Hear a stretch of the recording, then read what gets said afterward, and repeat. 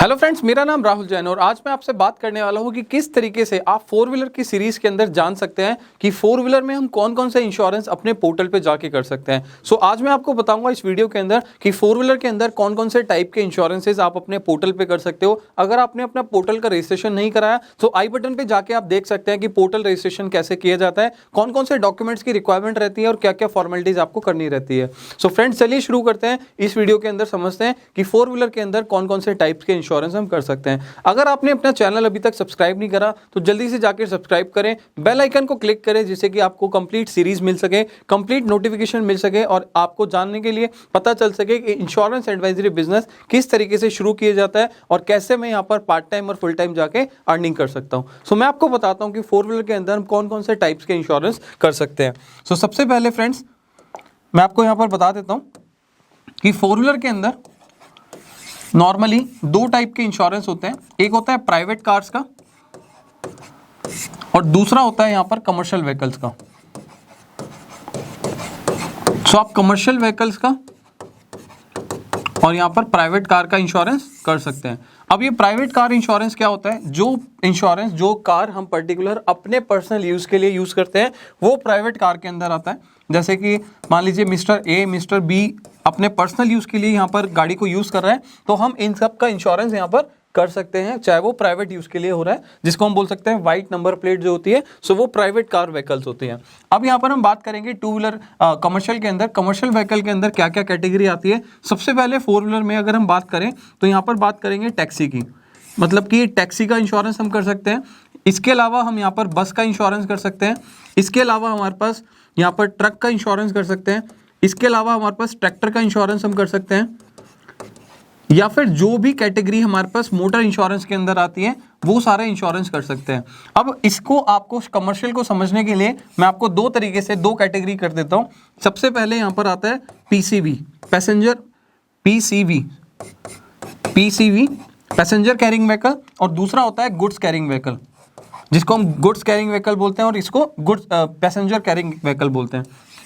So goods carrying vehicle और passenger carrying vehicle क्या है? इसके अंदर जो पैसेंजर्स बैठ के जाते हैं तो ये पैसेंजर कैरिंग व्हीकल है। जैसे कि आपने देखा होगा बस, टैक्सी हो गया, बस हो गया, ठीक है। इसके अलावा आपके पास टेम्पो ट्रेवलर्स होते हैं, इसके अलावा आपके पास थ्री व्हीलर्स हो सकते हैं। सो ये सारी जो व्हीकल्स हैं वो पीसीवी के अंदर आता है, पैसेंजर कैरिंग व्हीकल के अंदर आता है। और गुड्स कैरिंग के अंदर क्या आता है? जैसे कि ट्रैक्टर हो गया, आपने सुना होगा ट्रैक्टर हो गया, ट्रक हो गया, टेम्पो ट्रेवलर्स हो गए, जिसके अंदर माल ढोकर जाता है। सो पर्टिकुलरली जो गुड्स को लेकर जाते हैं सो वो आपका गुड्स कैरिंग व्हीकल के अंदर आता है।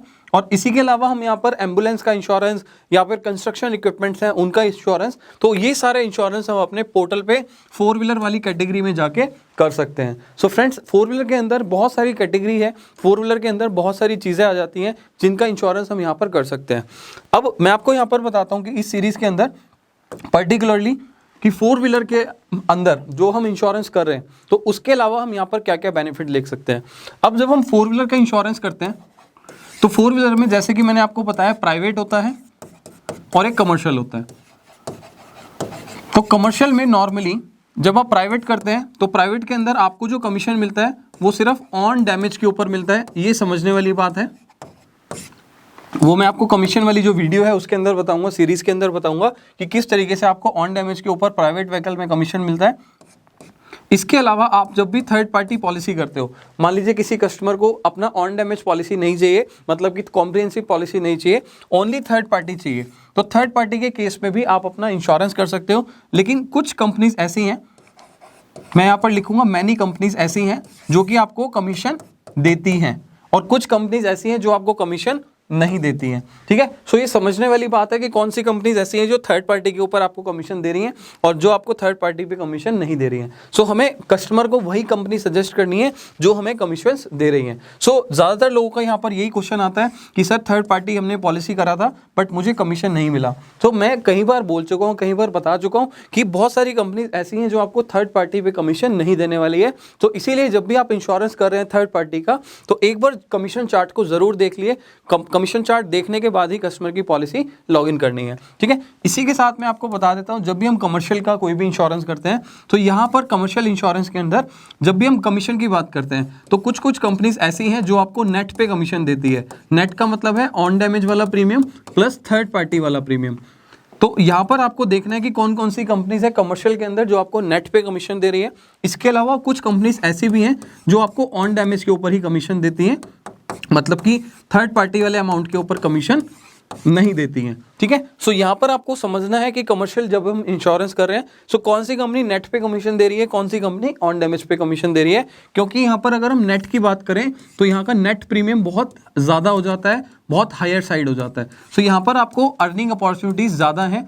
यहाँ पर आप, अगर मैं बात करूँ किसी का 20,000 का इंश्योरेंस कर रहे हो, सो 20,000 पे अगर आपको मान लीजिए एग्जांपल 15% पे आउट मिल रहा है तो आप एक गाड़ी पे 3,000 पे भी कमा सकते हो। बट अगर यहाँ पर हम किसी का कॉम्प्रिहेंसिव पॉलिसी कर रहे हैं तो यहाँ पर अगर किसी का 20,000 का यहाँ पर प्रीमियम बनता है तो ऑलमोस्ट आपको यहाँ पर लगभग 10 से 12,000 जो अमाउंट बनेगा उसी के ऊपर ही आपको कमीशन मिलने वाला है 15%। तो यहाँ पर आपके पास इनकम अपॉर्चुनिटी थोड़ी सी कम है प्राइवेट के अंदर, और कमर्शियल के अंदर आपको नेट पे कमीशन मिलता है तो आपको इनकम अपॉर्चुनिटीज ज़्यादा है। बट मैं बोलूँगा कि आपके सर्कल में प्राइवेट व्हीकल्स वाले भी बहुत ज़्यादा होंगे और कमर्शियल वाले भी बहुत ज़्यादा होंगे, बट आपको फोकस क्या करना है, आपको फोकस करना है प्राइवेट व्हीकल, क्योंकि यहाँ पर नंबर ऑफ यूजर्स ज़्यादा है और कॉम्पिटिशन बहुत कम है, ठीक है। सो यहाँ पर कमर्शियल और हम प्राइवेट दोनों व्हीकल्स का इंश्योरेंस कर सकते हैं। मैंने आपको बताया कि प्राइवेट के अंदर, प्राइवेट व्हीकल के अंदर, कमर्शियल व्हीकल के अंदर कौन कौन सी कैटेगरीज आती हैं, किस किस का इंश्योरेंस हम अपने पोर्टल पे कर सकते हैं। सो फ्रेंड्स, जैसे कि मैंने आपको इस वीडियो के अंदर बताया, आप दोबारा से देख सकते हो अगर आपके कोई डाउट है, कोई क्वेश्चंस हैं। अदरवाइज आप मेरी टीम को कॉल कर सकते हो, कांटेक्ट कर सकते हो, डिस्क्रिप्शन में नंबर मिल जाएगा और वहां जाके आप पूछ सकते हो कि किस तरीके से हम अपना रजिस्ट्रेशन करा सकते हैं और क्या क्या डॉक्यूमेंट फॉर्मेलिटीज हैं, तो वो भी आपको इस वीडियो के नीचे मिल जाएगा। सो फ्रेंड्स, अब हम मिलते हैं इस सीरीज के अंदर नेक्स्ट वीडियो के अंदर और जानते हैं कि 4 व्हीलर का इंश्योरेंस करने के लिए हमें और क्या क्या चीज़ों की समझने की जरूरत होती है।